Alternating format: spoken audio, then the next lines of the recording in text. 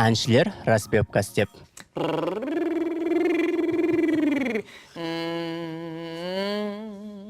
Боксерлар груша ұрып. Және тағы да басқа әр мамандықтың өзіне тән әртүрлі шынығу дайындықтары бар, әрқашан жаңа жетістікке жетелейтін. Ал звукорежиссерлар үшін ең басты құрал ол біздің есту қабілетіміз. Оны шынықтыру үшін мен онлайн Audio Frequency Trainer программасын қолданамын, яғни Media College сайтындағы. Мен бұл параққа ойын ретінде қарай отыра, өзімнің есту қабілетімді дамытамын. Прога қиын емес. Бұл жерде 31 частота берілген, 20 герцтен 20 килогерцке шейін. Адамның табиғатының есту қабілетіне тең. 31 кнопкадағы 31 сан рандомный, яғни жайдан жай емес. Бұл профессионалды 31 бендтік графикалық эквалайзер. Бұл проганың әрбір кнопкасына мән беріп өтейік. Бірінші кнопка Ньютон, яғни бізге 20 герцтен 20 килогерцке шейін рандомный частота береді.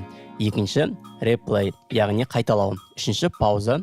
Бірінші қадам ол beginner, яғни алғашқы бастапқы қадам. Екінші қадам intermediate, яғни орта қадам. Үшінші профессионалды қадам, жоғары. Төртінші гуру, ең жоғарғы қадам. Үшінші блокта бұл жерде сіздер өзіңізге ыңғайлы частоталарды қойып алуға болады. Мына жерде мысалы 50 герцтен 16 килогерцке шейін қойылған. Төртінші блок, яғни частоталардың кнопкалары. Егер байқап отырсақ, әрбір частотный кнопканың астында спикерлер белінген. Яғни бұл спикерге басатын болсақ, бізге сол сигналды тыңдатуға мүмкіндік береді.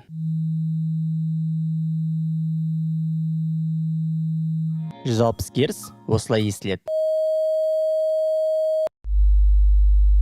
Егер мән беріп қарайтын болсақ, әрбір звук синусоид вариантында берілген. Бұл жерде сіз неше нақты жауап таптыңыз, соның санын көрсетеді. Ал астындағы ол сіздің рекордыңыз.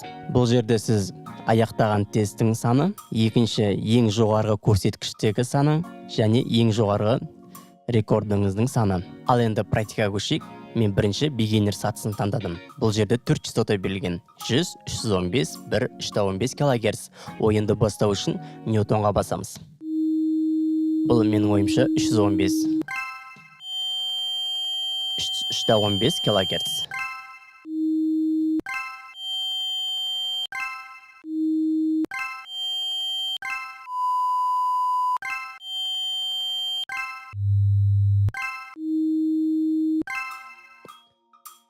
Мен өттім.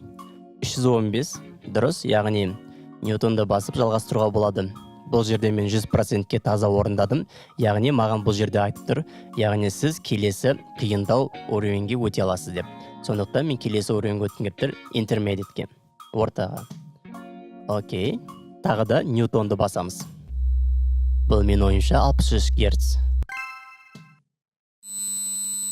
Бұл 8 килогерц деп ойлаймын. Дұрыс. Бұл средний частота примерно 250 болу керек.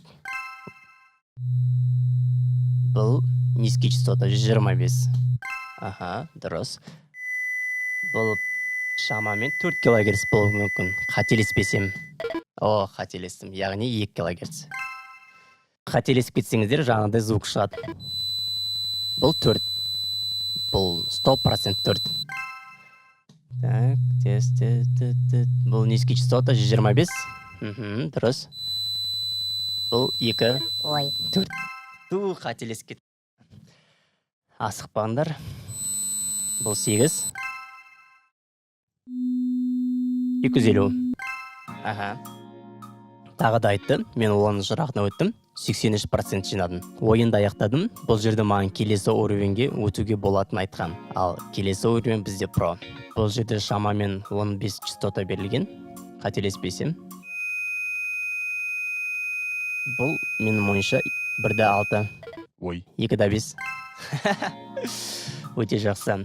Достар, ойын сіздерге түсінікті деп ойлаймын. Уақытты созбай сіздермен қоштасайын. Қоштаспай тұрып, тағы да менің ең жақсы көріп дайындалатын программ осы, және де бұл тегін қолданысқа енгізілген.